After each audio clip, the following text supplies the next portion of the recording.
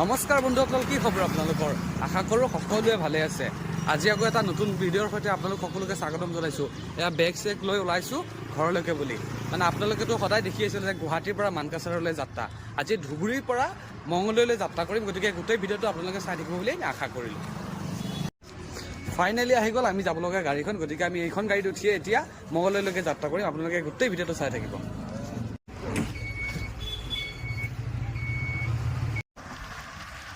Finally আহি আমি নিজৰ চিটত বহি ল'লোঁ। এইটো মই ইয়াত বহি আছোঁ, ইয়াতে মোৰ লগৰ এটা বহিব। গতিকে আমি এতিয়া যাত্ৰা আৰম্ভ কৰিছোঁ। গতিকে আপোনালোকে গোটেই জাৰ্ণিটো চাই থাকিব।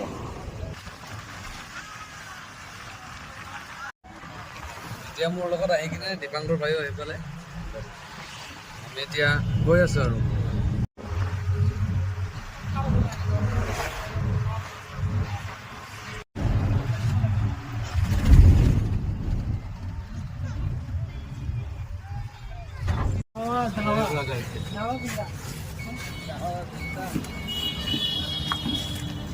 আমি এতিয়া আহি চিমলাগুৰি পালোঁ। ইয়াত খাবৰ কাৰণে ৰখাইছে। এইটো হ'ল বৰপেটা ডিষ্ট্ৰিক্ট, খাব পাৰে। ধুবুৰীৰ পৰা আহি আমি এতিয়া বৰপেটা পাইছোঁ।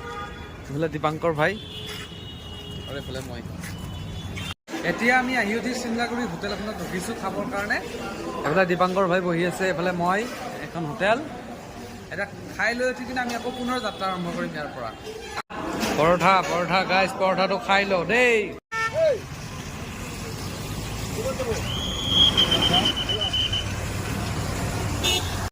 যাবৰ কাৰণতে গৈছিলোঁ মই মঙলদৈলৈকে, কিন্তু ভাবিলোঁ মই ৰঙিয়াত নামি কিনে ঘৰলৈকে যাবৰ কাৰণে সুবিধাটো মোৰ বেছি ভাল হয়।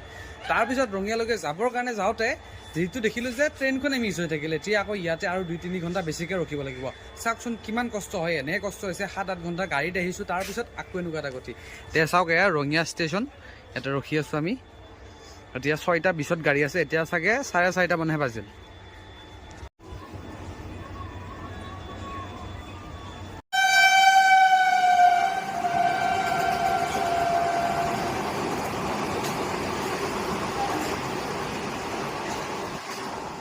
আমি এতিয়া খুব ধুনীয়াকৈ ট্ৰেইনত উঠি ল'লোঁ। আমি এতিয়া ট্ৰেইনত যাম ইয়াৰ পৰা গোৰেশ্বৰলৈকে।